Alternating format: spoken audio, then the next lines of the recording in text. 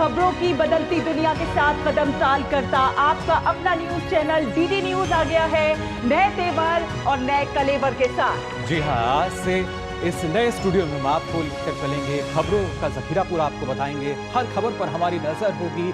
देश और दुनिया की खबरों की सभी ताजा अपडेट्स डीडी न्यूज पर हम देशवासियों को देंगे, क्योंकि ये है भरोसा सच का। जी हाँ, आपका अपना न्यूज चैनल नए रूप नए रंग में अब आपके सामने है। ये लेकर आता है स्वतंत्र और निष्पक्ष खबरें। तो आज की इस सुबह में बहुत कुछ नया है, नई उम्मीदें हैं, नई उमंग है और नए लुक में डीडी न्यूज। लेकिन खबरों की दुनिया में क्या कुछ नया है?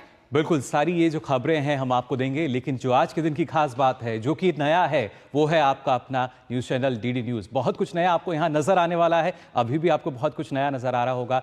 क्या है नया? इस बदलाव की हम शुरुआत कर रहे हैं, तो देखिए पहला बदलाव क्या है। बिल्कुल, तो आइए नया सवेरा के साथ करते हैं नए सफर का आगाज और डालते हैं नजर हेडलाइंस पर।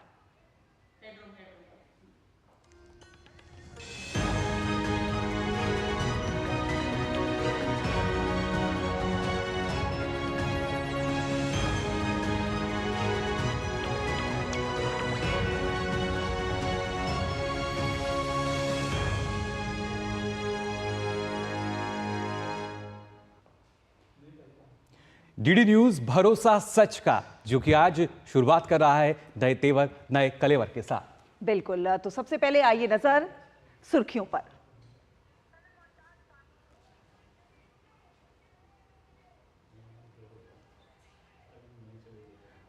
बहुत कुछ यहाँ जो है वो बदलाव है, नया है। और जैसा हम आपको कह रहे हैं कि आज नया सवेरा की शुरुआत, इस नए सफ़र की शुरुआत, एक नया आगाज़ डीडी न्यूज़ करने जा रहा है और उसके भागीदार बन रहे हैं हम और आप और हमारा दूरदर्शन का एक पूरा परिवार। तो आइए सबसे पहले नजर डालते हैं आज की हेडलाइंस पर।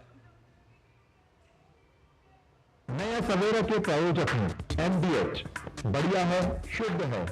MDH मिर्ची, धनिया, हल्दी, असली मसाले, सच सच।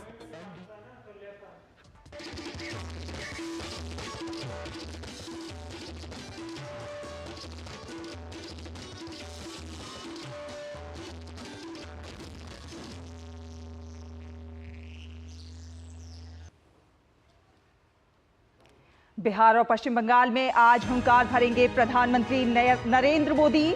गया और पूर्णिया में जनसभा करने के बाद बंगाल के बालूरघाट और रायगंज में करेंगे चुनावी रैली।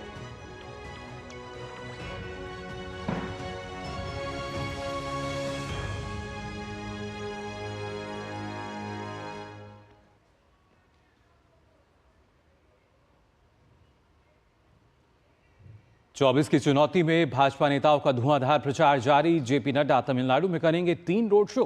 वहीं अमित शाह जम्मू, उत्तराखंड, मध्य प्रदेश में भी करेंगे जनसभा।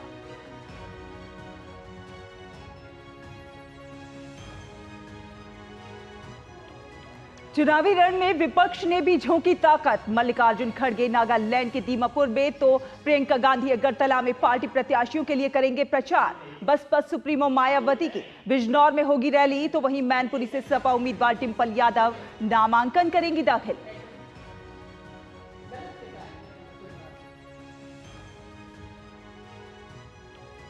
गुप्त धनराशि देने के मामले में डोनाल्ड ट्रंप के खिलाफ आपराधिक मुकदमे में पहले दिन की सुनवाई पूरी। जज ने न्यूयॉर्क शहर के दर्जनों संभावित जूरी सदस्यों को किया खारिज।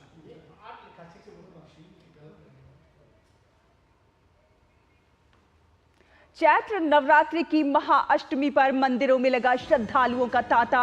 महाअष्टमी पर मां के 8वें स्वरूप महागौरी की होती है उपासना। सुबह से ही कन्या पूजन में जुटे भक्त।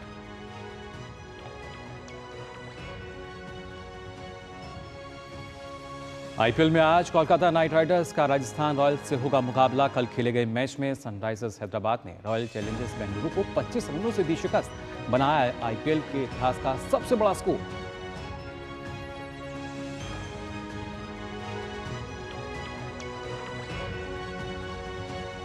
तो नए तेवर और नए कलेवर के साथ डीडी न्यूज तैयार है खबरों को नए रूप और नए रंग में नई धार के साथ दर्शकों तक पहुंचाने के लिए। बिल्कुल, आपके अपने सबसे भरोसेमंद चैनल लुक एंड फील में बड़े स्तर पर बदलाव किया गया है। शानदार स्टूडियो, बेहतरीन ग्राफिक्स और उन्नत तकनीक के साथ ही खबरों की प्रस्तुति हम कर रहे हैं। हमारे नए रूप में खबरों की विश्वसनीयता और पारदर्शिता से कोई समझौता नहीं किया गया है, क्योंकि डीडी न्यूज है भरोसा सच का। और खबरों की बदलती दुनिया के साथ कदम ताल करता आपका अपना न्यूज चैनल डीडी न्यूज आ गया है नए तेवर और नए कलेवर के साथ। इसके लिए डीडी न्यूज ने अपने लुक एंड फील में बड़े स्तर पर बदलाव किया है, जिसमें शानदार स्टूडियो, बेहतरीन ग्राफिक्स और उन्नत तकनीक के साथ ही खबरों के रोचक प्रस्तुतिकरण पर विशेष ध्यान दिया गया है।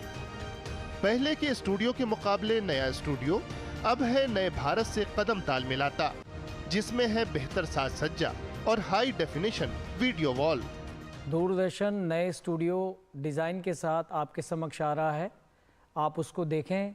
उसमें विभिन्न स्टूडियो डिज़ाइन जो है हमारा, वो थीम हमने जो रखी है वो थीम का पूरी कंट्री को रिप्रेजेंट करता है। लोगों के भरोसे और देश के संकल्प के साथ पुराना स्टूडियो भी खबरों की बेहतरीन प्रस्तुति कर रहा था, लेकिन नया स्टूडियो लैस है शानदार और आधुनिक लाइट्स के साथ। अब हम नए अंदाज में नई लाइटिंग के साथ विद RGB मिक्सर्स और कंट्रोल के साथ नए अंदाज में हम डीडी न्यूज़ का लुक एंड फील चेंज कर दिया है। तो आप को नए अंदाज में आपको देखने को मिलेगा डीडी न्यूज़। नए और अत्याधुनिक कैमरों के जरिए हम अपने स्टूडियो से दिखाएंगे आपको हर खबर। डीडी न्यूज़ तो कंटेंट वाइज तो देश की नंबर 1 चैनल है। अभी हम लोग स्टूडियो में नया रूप लेके आए हैं with new technology and world का best technology gross value camera के साथ। So you are going to see a new DD news near future. खबरों को और शानदार तरीके से प्रस्तुत करने में अब हम इस्तेमाल करेंगे नए ग्राफिक्स, जिससे चैनल दिखेगा बिल्कुल नए रंग रूप में। डीडी न्यूज़ के इस नए लुक में ग्राफिक्स एक इंटीग्रल पार्ट है। हमने तिरंगे से कलर का इंस्पिरेशन लिया है और ग्राफिक्स के अलग अलग बैकग्राउंड्स और टेम्पलेट्स बनाए हैं। उम्मीद है आपको अच्छा लगे। और हाँ, इन सब के बीच खबरों की विश्वसनीयता और पारदर्शिता से बिना कोई समझौता किए नई रूप सज्जा के साथ खबरों को आप तक सही और सच्चे अर्थों में पहुंचाने के लिए प्रतिबद्ध है डीडी न्यूज़। नए बदलाव और नए कलेवर के साथ सज संवर कर खबरों की बढ़ती रफ्तार को नए रंग रूप में नई धार देते हुए पहुंचेगा अपने दर्शकों के बीच और दिलाएगा एक नया एहसास, क्योंकि ये है भरोसा सच का। खबरों की विश्वसनीयता को लेकर भारत का भरोसा हमेशा से डीडी न्यूज़ पे रहा है। अब नई तकनीक के साथ में लोकतंत्र के विविध रंगों को लेकर नए तरीके से, नए आयाम के साथ, नए अंदाज के साथ एक बार फिर हम आपके सामने हाजिर हैं। तो इंतजार की घड़ियां खत्म हो चुकी हैं और आज से देखिए देश और दुनिया की तमाम खबरों को रोचक और दिलचस्प प्रस्तुतिकरण के साथ नए भारत के नए डीडी न्यूज़ के साथ। तो देखते रहिए अपना चहेता न्यूज़ चैनल नए बदलावों के साथ।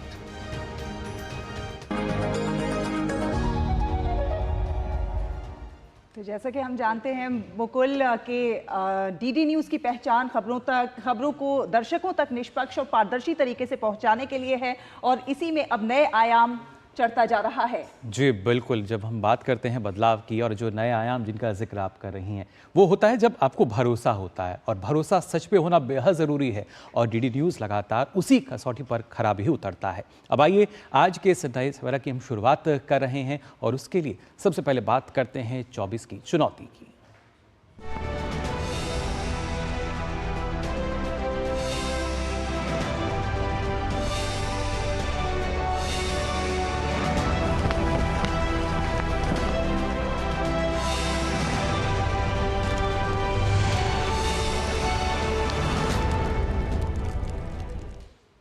तो आपको बता दें कि प्रधानमंत्री नरेंद्र मोदी आज बिहार और पश्चिम बंगाल के दौरे पर रहेंगे।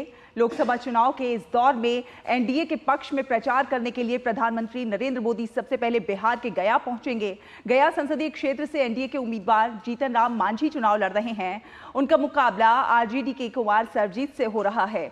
जीतन राम मांझी हिंदुस्तानी अवाम मोर्चे के अध्यक्ष हैं और उनकी पार्टी को एनडीए से 1 सीट मिली है। गया के बाद प्रधानमंत्री नरेंद्र मोदी पूर्णिया में रैली करेंगे। बिहार में विपक्षी दलों के बीच सीटों के बंटवारे के बाद से ही ये सीट सुर्खियों में बनी हुई है। यहां से पूर्व सांसद पप्पू यादव ने निर्दलीय उम्मीदवार के तौर पर अपना नामांकन किया है, तो वहीं आरजेडी से बीमा भारती और एनडीए से जेडीयू के मौजूदा सांसद संतोष कुशवाहा यहां से उम्मीदवार हैं।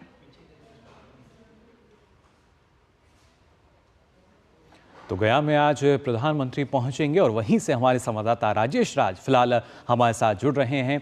राजेश, आज के दिन की अगर बात की जाए, क्योंकि जिस तरीके से प्रधानमंत्री का आज वहां पे कार्यक्रम है, चुनावी जनसभा को वो संबोधित करेंगे, कितना महत्वपूर्ण वहां के लिहाज से लगातार हम देख रहे हैं कि प्रधानमंत्री जो हैं वो कोई कोर कसर नहीं छोड़ना चाहते। हर जगह जिस तरीके से चुनाव प्रचार जो है जोर शोर से किया जा रहा है, गया की अगर बात की जाए, किस तरह का माहौल वहां पर? देखिए, प्रधानमंत्री की ये चौथी रैली है। ये जो सबसे पहली उनकी रैली जमुई में हुई थी, जहां से लोक जनशक्ति पार्टी रामविलास के जो राष्ट्रीय अध्यक्ष हैं चिराग पासवान, उनके जो प्रत्याशी हैं अरुण भारती, उनके लिए वो चुनाव प्रचार के लिए आए थे। फिर उन्होंने नवादा में सभा को संबोधित किया। आज तीसरी रैली जो है वो यहाँ पर गया में कर रहे हैं। जो बिहार के पूर्व मुख्यमंत्री हैं जीतन राम मांझी के लिए प्रधानमंत्री मोदी जो हैं आज चुनाव प्रचार के लिए आ रहे हैं। और चौथी रैली पूर्णिया में होनी है, जो ठीक गया के बाद वो पूर्णिया पहुंचेंगे और पूर्णिया में रैली करने के बाद वो पश्चिम बंगाल के दौरे पर जाएंगे। गया की बात अगर करें तो गया निश्चित तौर पर एक ऐतिहासिक शहर है। बोध गया हम जानते हैं कि विष्णुपद मंदिर के लिए जाना जाता है, जहां पर हजारों लाखों श्रद्धालु पिंडदान के लिए पहुंचते हैं, अपने पूर्वजों को याद करते हैं। और इसके साथ यह बुद्धा के लिए भी जाना जाता है। महात्मा बुद्ध को ज्ञान की प्राप्ति हुई थी और यहाँ पर इंटरनेशनल एयरपोर्ट भी है। इस लिहाज से भी गया का महत्व काफी बढ़ता है, क्योंकि दुनिया भर के जो बौद्ध धर्म में आस्था रखने वाले लोग हैं वो गया पहुंचते हैं। चुनावी तापमान की बात करें तो बिहार के पूर्व मुख्यमंत्री जीतन राम मांझी यहां से लोकसभा का चुनाव दूसरी बार किस्मत आजमा रहे हैं। पिछली बार वो महागठबंधन के टिकट पर चुनाव मैदान में थे, जहां पर उन्हें करारी हार का सामना करना पड़ा था। इस बार वो भारतीय जनता पार्टी के सहयोग से गया में किस्मत आजमा रहे हैं, जहां पर उन्हें पूर्व सांसद जो यहाँ के रहे हैं राजेश कुमार, उनके पुत्र कुमार सरबजीत जो बिहार सरकार में कृषि मंत्री भी रहे, वो उन्हें कड़ी टक्कर दे रहे हैं। और प्रधानमंत्री नरेंद्र मोदी के आगमन के बाद निश्चित तौर पर ये माना जा सकता है कि जो उनकी चुनाव प्रचार अभियान है उसमें और धार मिलेगा। हालांकि कल चुनाव प्रचार का आखिरी दिन होगा। कल शाम जो पहले चरण के लिए मतदान के बाद का जो शोर है मुकुल, वो कहीं ना कहीं थम जाएगा। तो आज की जो रात है वो तमाम प्रत्याशियों के लिए कयामत की रात होगी और कल चुनाव प्रचार के बाद डोर टू डोर कैंपेन का सिलसिला जो है वो शुरू होगा। तो हम कह सकते हैं कि गया का जो चुनावी रन है वो महासमर में तब्दील हो चुका है, क्योंकि बिहार के पूर्व मुख्यमंत्री जीतन राम मांझी यहाँ से किस्मत आजमा रहे हैं। लिहाजा ये हॉट सीट मानी जा रही है। राज्य की सबसे हाई प्रोफाइल सीटों में इस गया सुरक्षित निर्वाचन क्षेत्र का नाम जो है वो शुमार है। यहाँ से मैंने आपको बताया है कि कुमार सरबजीत राष्ट्रीय जनता दल की टिकट पर जीतन राम मांझी को टक्कर दे रहे हैं। बिल्कुल राजेश राज, जिस तरह से ये जो चुनावी रन है, इस चुनावी रन में जो विपक्ष है वो भी जमकर ताल ठोक रहा है, तमाम वादे और इरादे कर रहा है, लेकिन हम देख रहे हैं जिस प्रकार से प्रधानमंत्री नरेंद्र मोदी या एनडीए के जितने भी बड़े नेता हैं वो बात कर रहे हैं, वो बीते 10 सालों में किस प्रकार से केंद्र सरकार ने एक विकासात्मक कार्य किए हैं, जनता तक जो विकास की चीज़ें हैं वो पहुंचाने के काम किए हैं। अंत्योदय की बात करते हैं, आम आखिरी पायदान पर खड़े व्यक्ति तक लाभ पहुंचाने की बात करते हैं, तो वो सारी चीज़ें भी इस चुनाव में काफ़ी मैटर कर रही हैं। देखिए, कहीं ना कहीं बिहार में पहली बार सहला विकास वर्सेस विकास की बात हो रही है। विकास बनाम विकास का एजेंडा जो है वो सर चढ़कर बोल रहा है। आपने देखा होगा कि विपक्ष के नेता तेजस्वी यादव लगातार नौकरियां बांटने का क्रेडिट जो है वो स्वयं ले रहे हैं और कहीं ना कहीं प्रधानमंत्री की यात्रा के पहले वो कई सवाल भी प्रधानमंत्री से पूछ रहे हैं। भ्रष्टाचार के सवाल पर, परिवारवाद के सवाल पर, बीजेपी और जो एनडीए का कुनबा है वो कहीं ना कहीं महागठबंधन पर आक्रामक है। खासकर बिहार के संदर्भ में अगर देखें तो लगातार ये आरोप लगते रहे हैं कि लालू प्रसाद के परिवार से कई लोग चुनाव मैदान में हैं, कई लोग सियासत में हैं। लिहाजा बीजेपी इसे एक बड़ा मुद्दा बनाती रही है और इस बड़े मुद्दे के सहारे कहीं ना कहीं लालू प्रसाद के परिवार पर वो हमलावर रही है। लेकिन तेजस्वी यादव भी लगातार परिवारवाद की बात का आरोप जो है वो भारतीय जनता पार्टी पर लगाते हैं। वो कहते हैं कि सीपी ठाकुर के बेटे नवादा से चुनाव मैदान में हैं, जीतन राम मांझी और उनके बेटे भी, जीतन राम मांझी स्वयं मुख्यमंत्री रहे, बेटे उनके मंत्री हैं, और कहीं न कहीं लगातार अरुण भारती जो रामविलास पासवान के दामाद हैं जमुई से, वो किस्मत आजमा रहे हैं। तो दोनों तरफ से परिवारवाद का आरोप जो है वो लगाया जा रहा है, भ्रष्टाचार की बात की जा रही है। आज भी तेजस्वी यादव ने कई सवाल जो हैं पूछे हैं, तो निश्चित तौर पर तमाम लोगों की नजरें टिकी रहेंगी प्रधानमंत्री नरेंद्र मोदी के संबोधन पर कि पीएम गया की जो ऐतिहासिक धरती है, इस धरती पर क्या कुछ कहते हैं, क्या कुछ अपनी बात रखते हैं, इस पर तमाम लोगों की नजरें टिकी रहेंगी।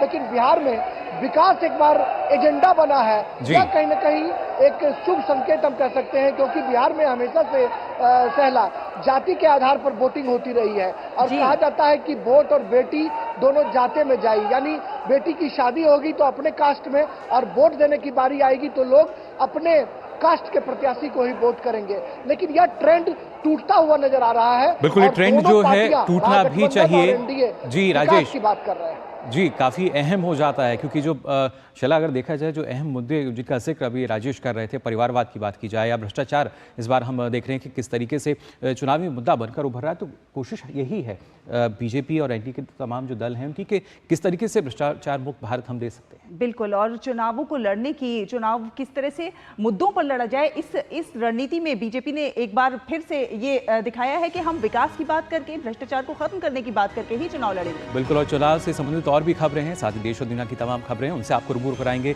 लेकिन फिलहाल यहां रुक रहे हैं एक छोटे से ब्रेक के लिए।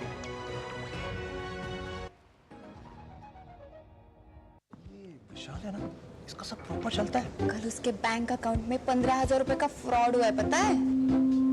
इसको तो कोई टेंशन ही नहीं होती है, देखना। टेंशन क्यों? मेरी कोई गलती नहीं थी। फिर भी फ्रॉड होने पर मैंने तुरंत बैंक को इन्फॉर्म कर दिया। आरबीआई कहता है अगर आपके अकाउंट से किसी ने धोखे से पैसे निकाले हैं तो बैंक को जल्द से जल्द इन्फॉर्म कीजिए। 3 दिन के अंदर इन्फॉर्म किया तो कोई नुकसान नहीं होगा। जितना लेट करोगे उतना ज्यादा नुकसान। और सुन, सब चलता नहीं है, प्रॉपर चलाना पड़ता है। आरबीआई कहता है जानकार बनिए, सतर्क रहिए। मैं क्या जी, सब जानते हैं, जहां दिखे मारियो, अपना समझ के खा लियो। स्वाद से सबको दीवाना कर दे, दीवाना कर दे। पता का चाय, गजब का स्वाद। Delivery boy has picked your order. अरे भाई, पता है भूख लगी है। 30 मिनट का मैसेज नोटिफिकेशन आया था ना। मैसेज के सारे थोड़ी बैठ सकते हैं। कल आपने कुछ शेयर्स बेचे थे ना? हाँ, तो चेक किया? मैसेज आया तो था। सिर्फ मैसेज काफी नहीं है। आप शेयर मार्केट में कोई भी ट्रांजैक्शन करते हैं ना, तो स्टॉक एक्सचेंज से आए एसएमएस या ईमेल को अपने डीमैट अकाउंट और बैंक स्टेटमेंट के साथ भी टैली कीजिए। बेटा, भूख में ना दिमाग बंद हो जाता है। समझ कर इन्वेस्ट कर। ब्रेक के बाद एक बार फिर स्वागत है आप सभी का। आप देख रहे हैं नया सवेरा। तो बिल्कुल आज नया सवेरा बिल्कुल नए रूप में, क्योंकि आपका अपना चैनल डीडी न्यूज़ अब आपको नए रूप में नज़र आ रहा है कि ये भरोसा है आपके विश्वास का, आपके सच का। लगातार खबरों से आपको रूबरू हम करा रहे हैं। आज की अगर बात की जाए खासतौर से बिहार में 2 चुनावी रैली करने के बाद प्रधानमंत्री नरेंद्र मोदी पश्चिम बंगाल के लिए रवाना हो जाएंगे और यहाँ दोपहर 2:30 बजे उनकी सबसे पहली रैली बालूर घाट में होगी। जी हाँ, दक्षिण दिनाजपुर जिले का बालूर घाट वो इलाका है जहां पर पश्चिम बंगाल बीजेपी के अध्यक्ष सुकांत मजूमदार चुनावी मैदान में डटे हुए हैं। इसके बाद रायगंज में प्रधानमंत्री नरेंद्र मोदी की चुनावी सभा होगी। वहीं पहले चरण के मतदान से पहले उत्तर बंगाल में तृणमूल नेता ममता बनर्जी की भी सभाएं हो रही हैं। ममता के साथ तृणमूल के दूसरे नंबर के नेता अभिषेक बनर्जी भी उत्तर बंगाल के दौरे में व्यस्त हैं।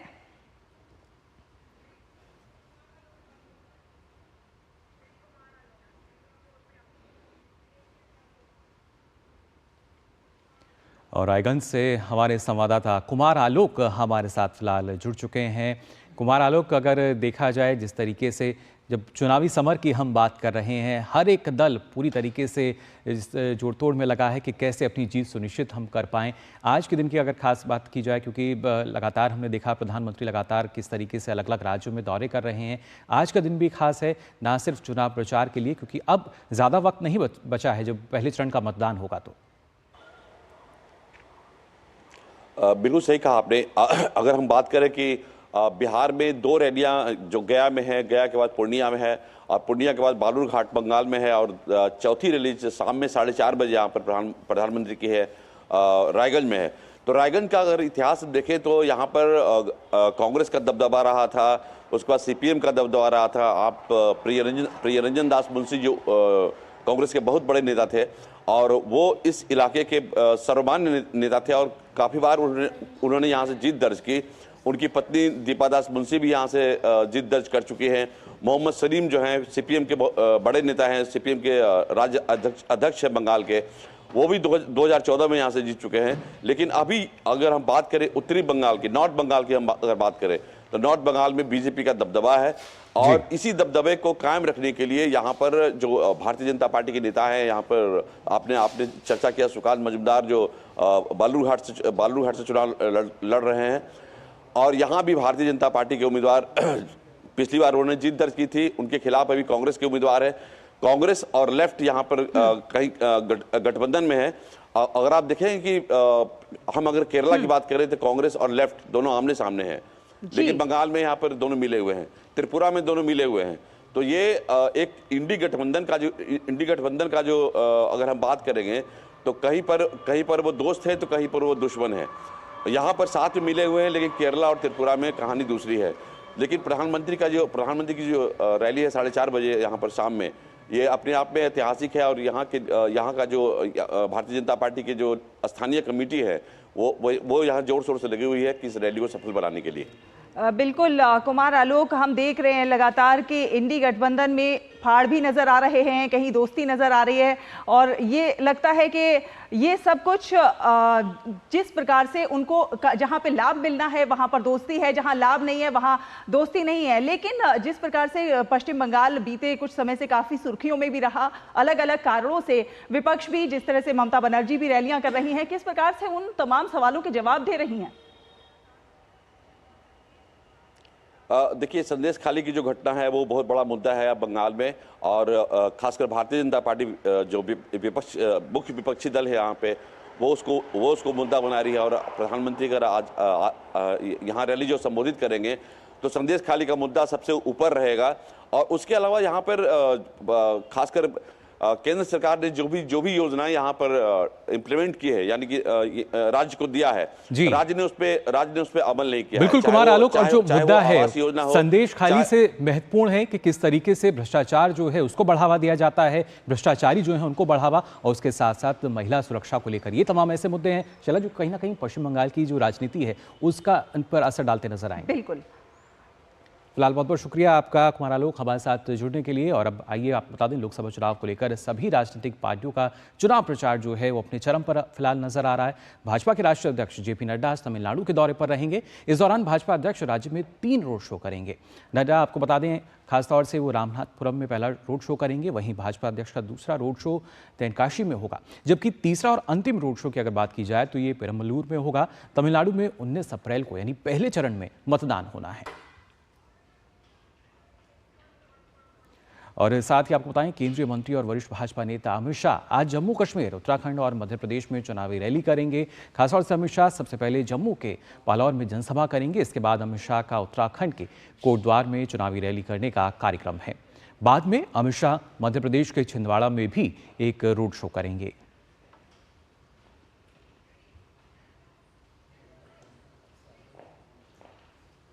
और इस चुनावी रण में विपक्षी गठबंधन के चुनाव प्रचार ने भी जोर पकड़ लिया है। कांग्रेस अध्यक्ष मल्लिकार्जुन खड़गे आज नागालैंड में चुनावी प्रचार करते हुए नजर आएंगे। वो दीमापुर में एक चुनावी सभा को संबोधित करेंगे। तो वहीं कांग्रेस महासचिव प्रियंका गांधी आज अगरतला के दौरे पर रहेंगी। इस दौरान वो इंडी गठबंधन के प्रत्याशी के पक्ष में पूर्व और पश्चिम त्रिपुरा लोकसभा सीट में चुनावी रैली करेंगी। प्रियंका गठबंधन के उम्मीदवार के पक्ष में एक रोड शो भी करेंगी, जो शहर के अधिकांश क्षेत्रों को कवर करेगा।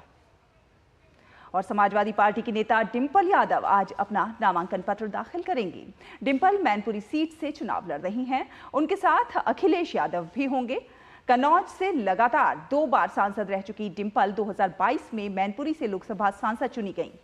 2022 में मुलायम सिंह यादव के निधन के कारण मैनपुरी लोकसभा सीट रिक्त हुई, जिसके कारण वहां पर उपचुनाव हुआ और समाजवादी पार्टी ने मुलायम सिंह की विरासत को बचाने और आगे बढ़ाने के लिए डिंपल यादव को प्रत्याशी बनाया था। तो वहीं दूसरी ओर बीजेपी भी इस बार मैनपुरी का किला फतह करने के लिए नए नए दांव खेल रही है। बीजेपी ने यहां से जयवीर सिंह को मैदान में उतारा है।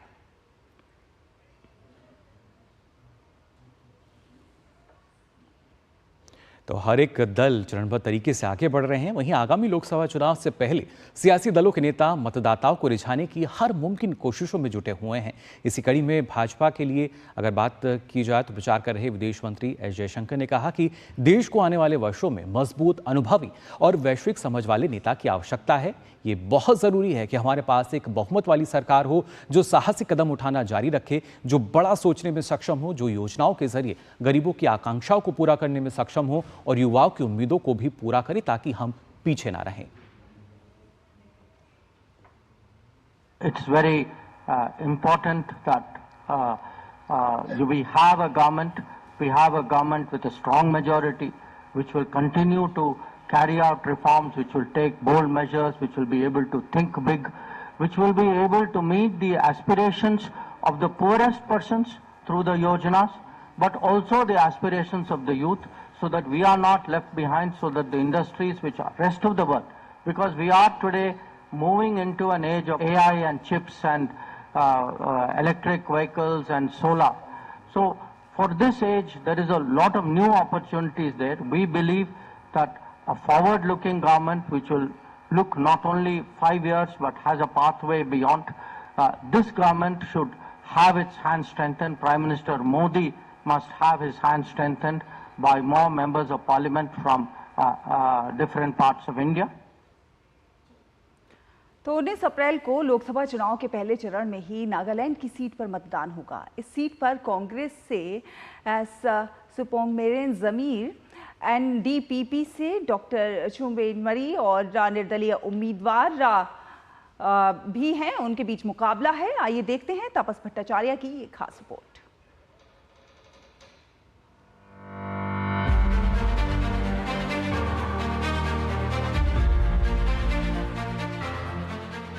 पूर्वोत्तर भारत में स्थित नागालैंड में लोकसभा की एकमात्र सीट है।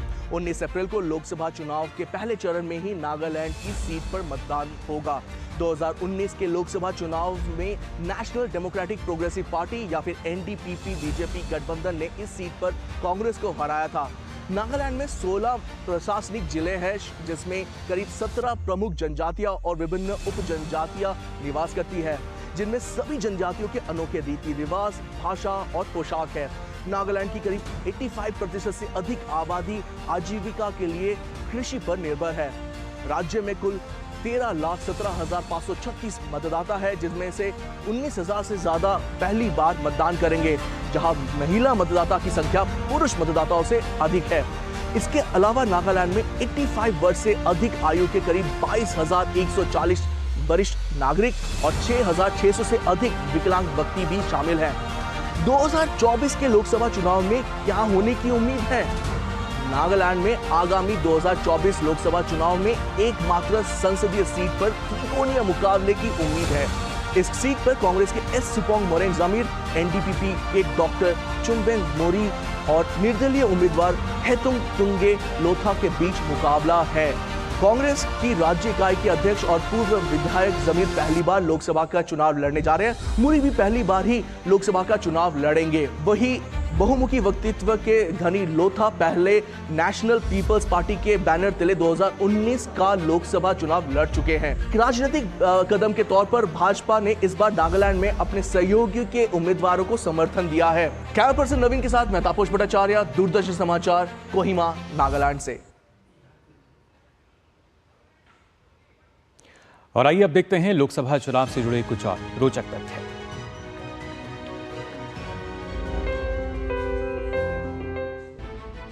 अठारहवीं लोकसभा के चुनावों की तैयारी पूरे देश में जोरों पर है, जिसके तहत देश भर में 7 चरणों में मतदान होना है। अगर लोकसभा चुनावों से जुड़े कुछ रोचक तथ्यों की बात की जाए तो 17वीं लोकसभा के लिए देश भर में आम चुनाव 11 अप्रैल से 19 मई 2019 के बीच कराए गए। इस दौरान लोकसभा चुनाव 7 चरणों में आयोजित किया गया। इस चुनाव में कुल 91 करोड़ से अधिक मतदाता थे, जिनमें 47.33 करोड़ पुरुष मतदाता, 43.85 करोड़ महिला मतदाता और 38,325 ट्रांसजेंडर मतदाता थे। इन चुनाव में कुल 8,054 उम्मीदवार मैदान में थे, जिनमें 7,322 पुरुष, 726 महिलाएं और 6 ट्रांसजेंडर उम्मीदवार मैदान में थे। वहीं 2019 के लोकसभा चुनाव में कुल 67.11% मतदान हुआ था। जनादेश डेस्क, डीडी न्यूज।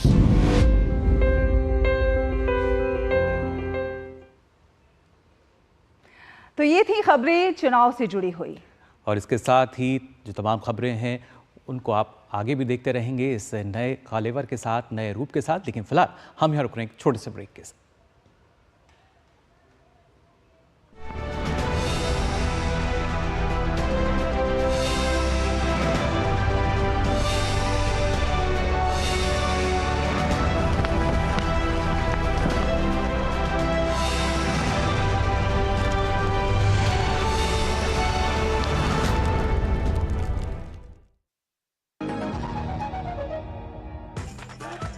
मैं क्या जी सब जानते हैं, जहां दिखे मारियो, अपना समझ के खा लियो।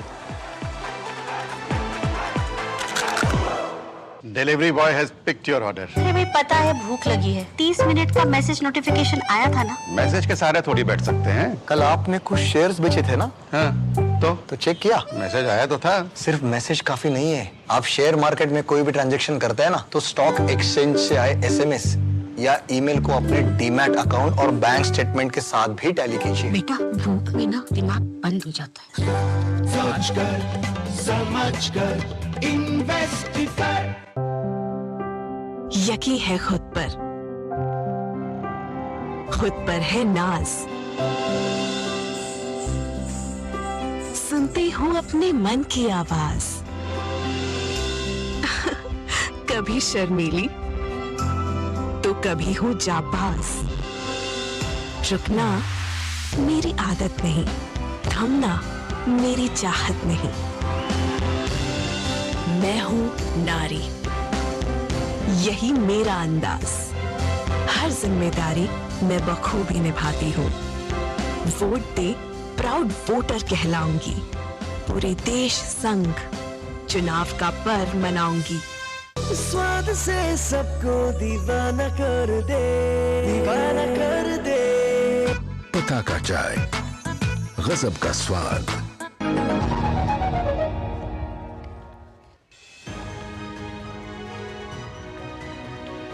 तो ब्रेक के बाद आप सभी का एक बार फिर स्वागत। आप देख रहे हैं आपका अपना चैनल डीडी न्यूज, जो कि आपको नए कलेवर में, नए रूप में नजर आ रहा होगा।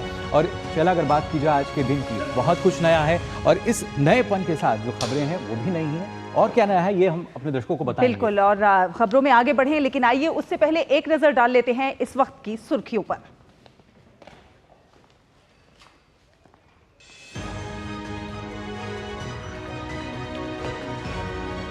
बिहार और पश्चिम बंगाल में आज हुंकार भरेंगे प्रधानमंत्री नरेंद्र मोदी। गया और पूर्णिया में जनसभा करने के बाद बंगाल के बालूरघाट और रायगंज में करेंगे चुनावी रैली।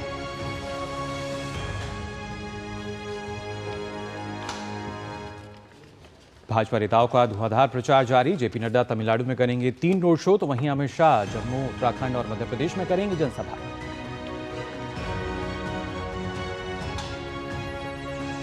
चुनावी रण में विपक्ष ने भी झोंकी ताकत। मल्लिकार्जुन खड़गे नागालैंड के दीमापुर में, तो प्रियंका गांधी अगरतला में पार्टी प्रत्याशियों के लिए करेंगे प्रचार। बसपा सुप्रीमो मायावती की बिजनौर में होगी रैली, तो वहीं मैनपुरी से सपा उम्मीदवार डिंपल यादव भरेंगी नामांकन।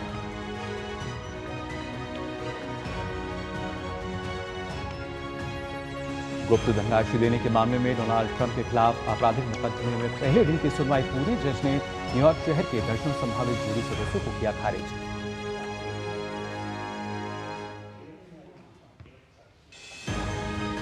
चैत्र नवरात्र की महाअष्टमी पर मंदिरों में लगा श्रद्धालुओं का तांता। महाअष्टमी पर मां के 8वें स्वरूप महागौरी की होती है उपासना। सुबह से ही कन्या पूजन में जुटे भक्त।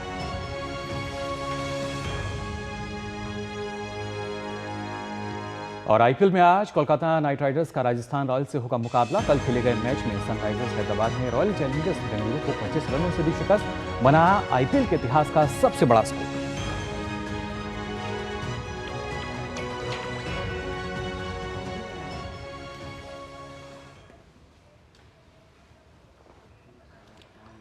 तो आपको बता दें कि अभिनेता सलमान खान के मुंबई स्थित आवास के बाहर गोली चलाने के दोनों आरोपी गुजरात के भुज से गिरफ्तार कर लिए गए हैं।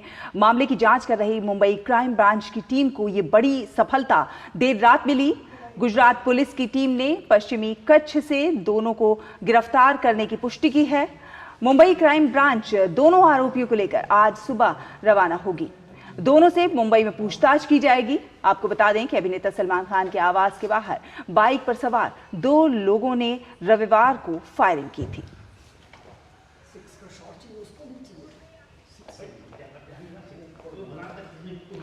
प्रवर्तन निदेशालय ने दिल्ली शराब घोटाले के सिलसिले में आम आदमी पार्टी में कार्यकर्ता चरणप्रीत सिंह को गिरफ्तार किया है। इससे पहले चरणजीत सिंह को सीबीआई ने गिरफ्तार किया था।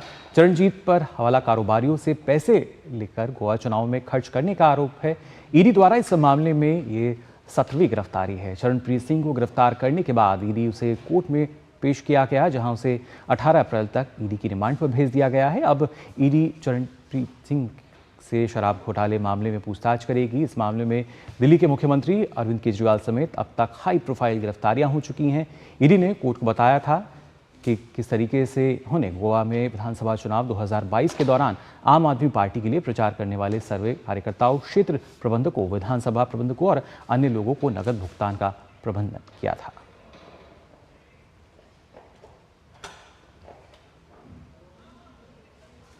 और अब खबरों में आगे बढ़ते हैं और बात करते हैं चैत्र नवरात्रि की। तो चैत्र नवरात्रि की आज महाअष्टमी है। आज के दिन मां दुर्गा के 8वें स्वरूप महागौरी की पूजा अर्चना का विधान है। महाअष्टमी पर आज सभी मंदिरों में सुबह से ही जयकारे गूंज रहे हैं। घरों में कलश की स्थापना की जा रही है।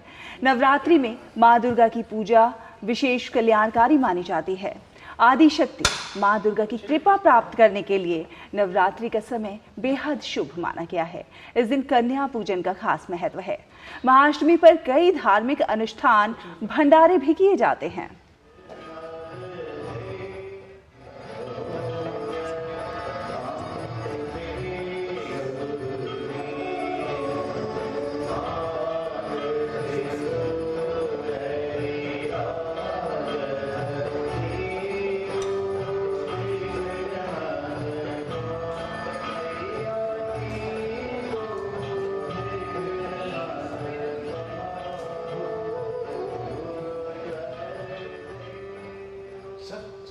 तो इसी पर बात करने के लिए झंडेवालान मंदिर से सुयश शर्मा हमारे साथ मौजूद हैं। सुयश, क्या कुछ महत्व है आज के दिन का? शैला, सबसे पहले तो मैं आपको और आपके साथ साथ डीडी न्यूज के सभी दर्शकों को दुर्गा अष्टमी की हार्दिक शुभकामनाएं देना चाहूंगी और साथ ही सबसे पहले झंडेवालान मां के दर्शन कराना चाहूंगी। मैं अपने सहयोगी से कहूंगी कि एक बार मां के अलौकिक रूप के आपको दर्शन कराएं। आज का रूप जो है मां का वो एकदम अद्भुत है।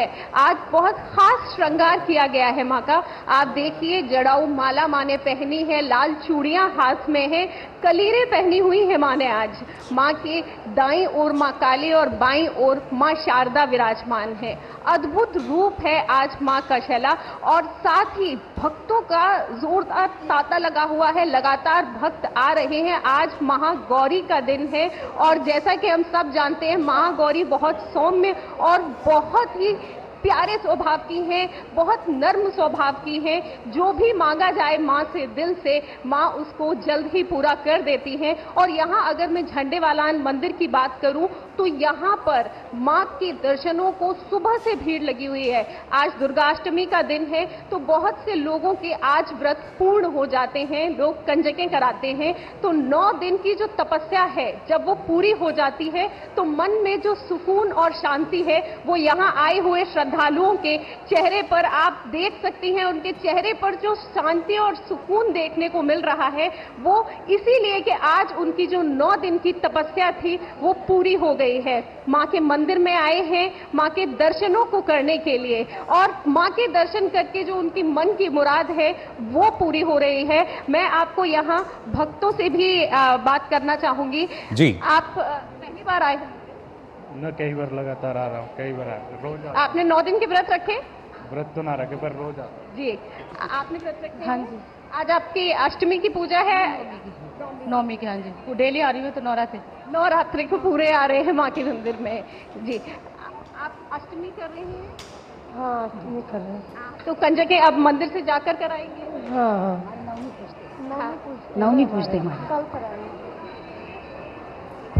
आप भी हैं यहाँ, छोटे से भी श्रद्धालु आए हैं। आप मंदिर पहली बार आ रहे हैं या पूरे 9 दिन आए हैं?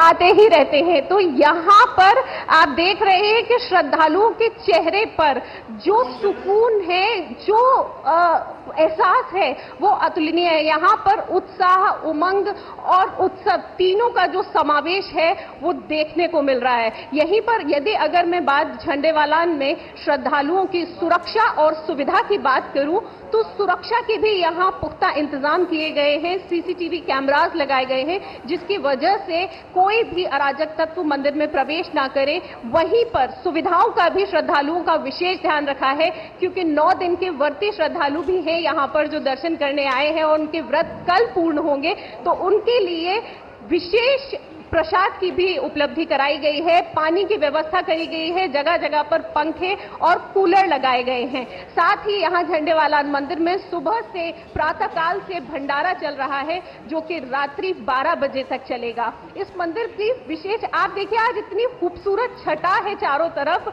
भीड़ में भी कोई भी परेशानी ना हो श्रद्धालुओं को। तो आप देखिए 3 द्वारों से मंदिर में प्रवेश होता है और वहीं 8 कतारों में आकर के ये लोग बढ़ जाते हैं। भारी भीड़ होने के बाद भी श्रद्धालुओं को कोई तकलीफ नहीं हो रही है।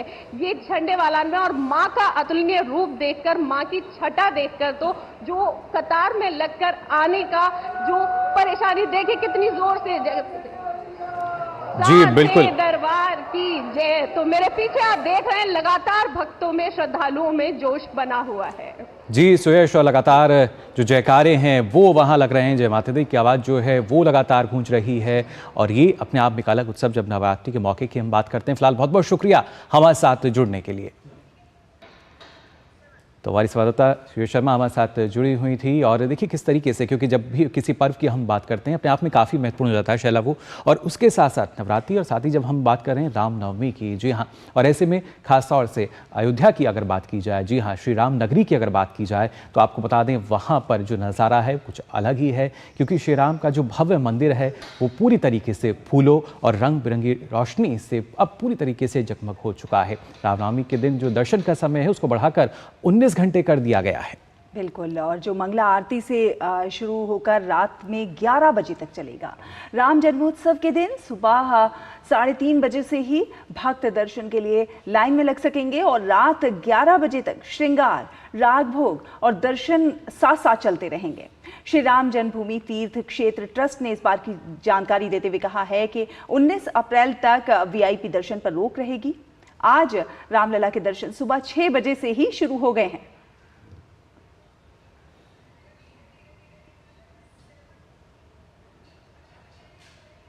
तो ये खूबसूरत नज़ारे हम देख रहे हैं।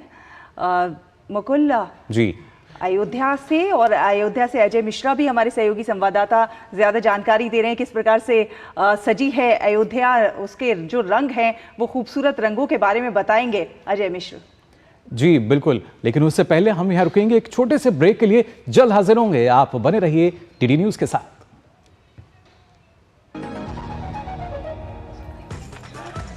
मैं क्या जी सब जानते हैं, जहां देखे मारियो, अपना समझ के खा लियो। Delivery boy has picked your order. अरे भाई पता है भूख लगी है, 30 मिनट का मैसेज नोटिफिकेशन आया था ना। मैसेज के सारे थोड़ी बैठ सकते हैं। कल आपने कुछ शेयर्स बेचे थे ना? हाँ, तो चेक किया? मैसेज आया तो था। सिर्फ मैसेज काफी नहीं है। आप शेयर मार्केट में कोई भी ट्रांजैक्शन करते हैं ना, तो स्टॉक एक्सचेंज से आए SMS या ईमेल को अपने डीमैट अकाउंट और बैंक स्टेटमेंट के साथ भी टैली कीजिए। बेटा भूख में ना दिमाग बंद हो जाता है। समझ कर इन्वेस्ट कर, स्वाद से सबको दीवाना कर दे, दीवाना कर दे। पताका चाय, गजब का स्वाद।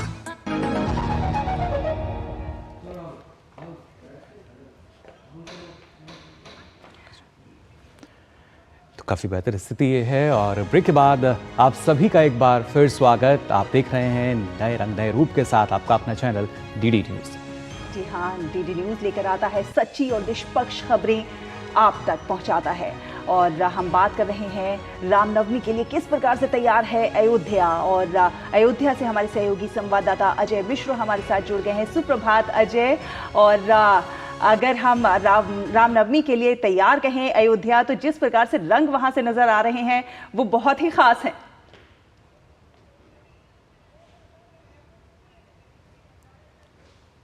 नवरात्रि का जो पर्व होता है और भगवान श्री राम के जन्मदिन के आज जाकर के उसका अवसान होता है, बहुत ही अद्भुत होता है। उस दिन रामनवमी का भी त्यौहार होता है, दुर्गा नवमी का भी त्यौहार होता है। आप जानते हैं कि 2 नवरात्र मनाई जाती हैं, एक चैत्र में और एक कार्तिक में। और ये 9 दिनों का जो पर्व होता है उसमें नवधा भक्ति यानी 9 दिनों की भक्ति करने के बाद सभी के हृदय में भगवान श्री राम प्रकट होते हैं। हमारे साथ मुख्य अर्चक श्री सत्येंद्र दास जी हैं, जो कि 35 वर्षों से श्री रामलला के पूजा अर्चना में लगे हुए हैं। और इस बार की रामनवमी कैसे अलग होगी उन्हीं से जानते हैं। महाराज जी, इस वर्ष की रामनवमी कैसे अलग होगी पूरे देश और दुनिया के लिए? देखिए, इस वर्ष की रामनवमी अद्भुत है, विलक्षण है, क्योंकि भगवान अपने भव्य मंदिर में विराजमान हो गए हैं। एक तो मंदिर का वो आकर्षण है, दूसरे वहाँ पर जो व्यवस्था हो रही है उसका सजावट है वो अपने आप में बहुत ही सुंदर ढंग से सजाया गया है, जिससे कि देख करके भक्तगण बहुत ही आनंदित और प्रसन्न होंगे। और उत्सव के संबंध में जैसे उनको पंचामृत से स्नान कराया जाएगा, अभिषेक कराया जाएगा, और उसके बाद उनको पीले रंग का वस्त्र धारण कराया जाएगा। फिर उसके बाद में पंजीरी आज जो है 3 प्रकार 4 प्रकार पंजीरी है, उसका भोग लगाया जाएगा। और यह है जो 56 प्रकार के भोग हैं वो भी लगाया जाएगा। और साथ ही साथ जो लगभग वहाँ दर्शन करने के जाएंगे लोग को, उनके एक चमत्कार विलक्षण दिखाई जाएगा कि वैज्ञानिकों ने निश्चित किया है कि भगवान सूर्य की किरण जो है रामलला के मस्तिष्क पर उदय होते हुए दिखाई जाए। ऐसा लगेगा कि भगवान सूर्य स्वयं अभिषेक कर रहे हैं रामलला का। इस प्रकार का दृश्य बहुत ही मनोरम, बहुत ही सुंदर लगेगा भक्तों के आकर्षण के लिए। तो ये बहुत ही सुंदर ढंग से सारी व्यवस्थाएं हो रही हैं। और महाराज जी, लेकिन भगवान राम की सभी लोग पूजा अर्चना करते हैं, ये बाल रूप क्यों अद्भुत है और क्यों सभी लोग यहाँ पर आना चाहते हैं? श्री राम नवमी के दिन अयोध्या इतना क्यों अद्भुत हो जाती है? देखिए, बालक रूप राम के ध्यान ऋषियों ने कहा कि सबसे उत्तम यदि भगवान के ध्यान धरना है तो बालक रूप के धरिए, क्योंकि बालक रूप का जो रूप है ये ऐसा कहीं नहीं दिखाई देता है, केवल अयोध्या में माता कौशल्या के गोद में ही दिखाई देता है। और इसको देखने के लिए देवता भी ललायित रहते हैं कि आखिर ये प्रौढ़ शरीर के जो हमारे रक्षक भगवान हैं वो बालक रूप में कैसे दिखाई दे रहे हैं। उसका दर्शन करने के लिए स्वयं भगवान शिव आते हैं, कहते हैं कि कागभूषण संग हम दो मनुज रूप जाने नहीं को। तो देवी देवता भी मानव रूप में धर करके और भगवान के वह अद्भुत दृश्य को देखने के लिए अयोध्या आते हैं। महाराज जी, अंतिम सवाल, 25 लाख लोग यहाँ पर आने वाले हैं, सारी व्यवस्थाएं बता रहे हैं की जा चुकी हैं, लेकिन जो लोग नहीं आ पा रहे हैं अयोध्या धाम, वो कैसे भगवान श्री राम की आराधना करें, श्री राम नवमी का पर्व कैसे मनाएं? देखिए, उसकी मानसिक पूजा होती है और साथ साथ जो हमारे चैनल हैं इनके माध्यम से होगा। ये चैनल में जो दिखाई देगा उसको देखें और मानसिक तौर से वो भगवान रामलला के बालक रूप में पूजा करें। और मनसा वाचा कर्मणा इस प्रकार से जो नहीं पहुंच पाए हैं उनके लिए वहीं से बैठे हुए अपने घर पर ही भगवान की दर्शन और पूजा मन से करें। और साथ साथ जो चैनल पर दिखाई जाएगा उसको देख करके भी आनंदित होंगे।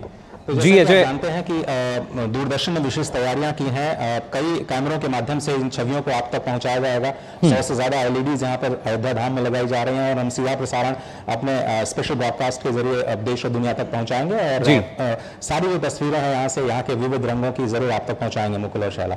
जी फिलहाल बहुत बहुत शुक्रिया आपका जो है हमारे साथ जुड़ने के लिए और बताने के लिए किस तरीके से तैयारी की जा रही हैं। और जिस तरीके से हम बात कर रहे हैं शैला, कि जो नई तैयारियों की जब हम बात करते हैं, नया उत्साह जो होता है, नई उमंग होती है, वो अब हमारे दर्शक जो हैं वो शायद डीडी न्यूज़ पर भी देख पाएंगे। बिल्कुल, और ये उत्साह उमंग और ज़्यादा दोगुना हो जाएगा, क्योंकि अब जिस तरह से नए तेवर, नए कलेवर के साथ, एक नए लुक के साथ अब आप डीडी न्यूज़ को देख सकेंगे और देखेंगे अपना नया सवेरा भी एक नए अंदाज में। और आगे बढ़ने से पहले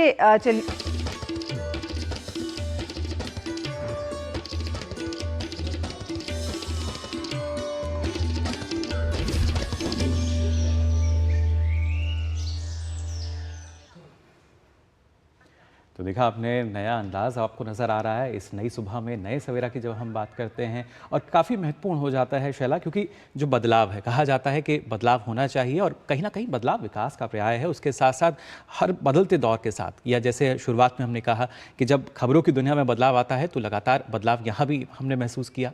बिल्कुल, बदलाव सकारात्मक हो तो वो एक बड़े परिवर्तन का वाहक भी बनता है, और ये बदलाव हमें कई जगह देखने को मिल रहा है, और ये बदलाव आप डीडी न्यूज़ में भी अपने दर्शकों तक हम लोग पहुंचा रहे हैं। जी बिल्कुल, लेकिन जो बदलाव है वो अगर यहाँ हम देखें, क्योंकि विश्वसनीयता जो है वो एक अहम पैमाना हम मान सकते हैं, यानी जो आपका भरोसा है जो कि लगातार कायम है डीडी न्यूज़ पर, और उसी भरोसे के साथ, जो सच का भरोसा है उसी के साथ लगातार हम आगे बढ़ रहे हैं, इसी उम्मीद के साथ कि जो भरोसा है ये लगातार और बढ़ता रहेगा। और ख़ासतौर से ऐसे में जब बात करते हैं खबरों की दुनिया की, तो ना सिर्फ हमारे देश में बल्कि दुनिया भर में क्या कुछ नया चल रहा है इस पर नज़र डालेंगे। तो सबसे पहले बात करते हैं अंतर्राष्ट्रीय खबरों में अमेरिका की, जहां जो कि खबर आ रही है वहां डोनाल्ड ट्रंप से जुड़ी हुई। आपको बता दें, डोनाल्ड ट्रंप जो हैं आपराधिक मुकदमे में उनकी जो सुनवाई थी वो पूरी कर ली गई। दरअसल वो मुकदमे का सामना यहाँ कर रहे थे, और ख़ासतौर से अगर देखा जाए तो इस आपराधिक मुकदमे का सामना करने वाले वो अमेरिकी राष्ट्रपति, पहले अमेरिकी राष्ट्रपति बन गए हैं। वह मैनहट्टन अदालत ने एक पॉर्न स्टार को गुप्त धनराशि से भुगतान करने के आरोप का सामना करने के लिए उपस्थित हुए थे। ये मामला नवंबर में होने वाले राष्ट्रपति चुनाव को वापस जीतने की उनकी कोशिश में व्यवधान पैदा कर सकता है। पहले दिन की सुनवाई पूरी होने के बाद डोनाल्ड ट्रंप ने मामले में खुद को निर्दोष बताया और कहा कि ये चुनाव में हस्तक्षेप करने के लिए है। ट्रंप को ट्रायल में भाग लेना आवश्यक है, जो मई तक चलने की उम्मीद है। जूरी के चयन में लगभग 1 सप्ताह लगने की उम्मीद है, इसके बाद गवाही होगी।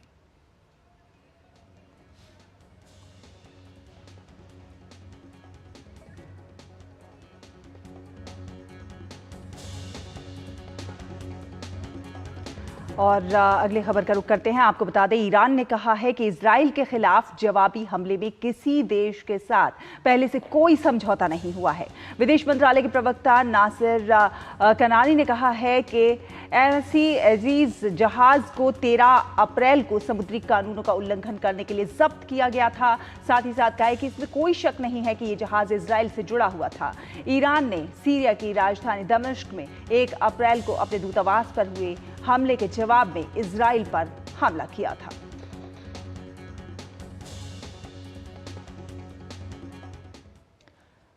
और चला अगर बात की जाए, क्योंकि अंतर्राष्ट्रीय खबरें हों या हमारी देश की खबरें हों, जो समाचार पत्र के जरिए खबरें आती हैं सबसे बेहतर लोगों को वही लगती हैं। लेकिन आज के अगर समाचार पत्रों की बात की जाए, उसमें क्या कुछ खास है, बता रही हैं हमारी सहयोगी संध्या।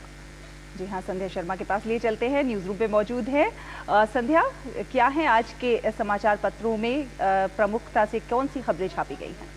जी शैला, अखबारों की सुर्खियों में आज हमें देखने को मिला है विदेश मंत्री डॉक्टर एस जयशंकर की कही हुई वो बात जो आज प्रमुख अखबारों में हेडलाइन के साथ प्रकाशित की गई है। दरअसल डॉक्टर एस जयशंकर ने कहा है कि देश के भीतर ही नहीं बल्कि बाहर भी काम करती है प्रधानमंत्री नरेंद्र मोदी की गारंटी। और उन्होंने ये बात ईरान द्वारा जब्त जहाज से भारतीयों की जल्द वापसी का भरोसा जताते हुए कही है, जो कि आज सभी अखबारों ने ली है। इसके अलावा आपको बता दें कि हरिभूमि अखबार ने आज अपने देश विदेश पेज पर खबर प्रकाशित की और लिखा है कि तेजस और प्रचंड पर आया फिलीपींस और अन्य देशों ने इस पर रुचि दिखाई है। दरअसल भारत में निर्मित हल्के लड़ाकू विमान और हेलीकॉप्टर्स की विदेशों में भी मांग बढ़ रही है और इस खबर को आज प्रमुखता के साथ हरिभूमि अखबार ने लिया है। इसके अलावा चूंकि चुनाव का मौसम है तो सभी अखबारों में आज हमें चुनाव से जुड़ी हुई खबरें भी विशेष पेज पर देखने को मिली है। और जनसत्ता अखबार ने आज इसे प्रकाशित करते हुए लिखा है कि चुनाव के दौरान अब तक 4,650 करोड़ रुपए जब्त किए गए हैं निर्वाचन आयोग के द्वारा। आपको बता दें कि धनबल की ताकत को रोकने के लिए निर्वाचन आयोग लगातार कार्रवाई कर रहा है, सख्त रुख अपना रहा है और साथ ही साथ मतदाता किस तरह से बूथों तक पहुंचे उसकी भी तैयारी में जुटा हुआ है। तो आज इस तरह की खबरें भी अखबारों में हमें देखने को मिली है।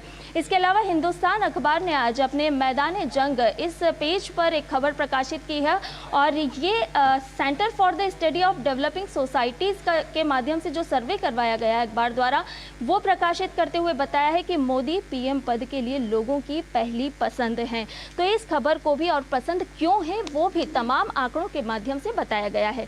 चलते चलते एक और खबर की बात कर लेते हैं, जो कि देश विदेश पेज पर ही दैनिक जागरण अखबार ने ली है और लिखा है कि बोर्ड में फेल छात्रों की नहीं रुकेगी पढ़ाई, मिलेगा दाखिला। यानी कि नियमित छात्र के रूप में कक्षाएं मार्कशीट में दर्ज नहीं होगा फेल, यानी कि अगर बच्चा फेल होता है तो भी उसकी मार्कशीट में फेल नहीं होगा। आप जानते हैं कि किस तरह से बच्चों पर फेल होने के बाद में एक मानसिक तनाव होता है और इस तनाव को दूर करने के लिए प्रधानमंत्री नरेंद्र मोदी भी लगातार परीक्षा पर चर्चा करते हैं। तो उसी से जुड़ी हुई शिक्षा मंत्रालय के माध्यम से आज ये खबर दैनिक जागरण अखबार ने प्रकाशित की है। तो अलग अलग क्षेत्रों से जुड़ी हुई आज के अखबारों में ये है अहम और खास खबरें। जी बहुत बहुत शुक्रिया संध्या आपका इन महत्वपूर्ण जो हमारे समाचार की खबरें हैं उनके लिए। और आइए अब नजर डालते हैं मौसम पर, और उसके साथ साथ और भी जो खबरें हैं आप देखिए सारी खबरें। मौसम की अगर बात की जाए खासतौर से पहाड़ी क्षेत्रों में आप देख सकते हैं कई जगह हल्की बारिश और उसके साथ साथ कई क्षेत्रों में बर्फबारी की भी संभावना जताई गई है मौसम विभाग द्वारा। इसके साथ साथ खासतौर से उत्तर पूर्व क्षेत्रों की अगर बात की जाए तो यहाँ भी कई जगह बारिश की संभावना बनी हुई है। वहीं मध्य भारत की अगर बात करें तो यहाँ भी स्थिति आप देख पा रहे हैं। और अब नजर डालते हैं अलग अलग राज्यों में तापमान की स्थिति क्या है।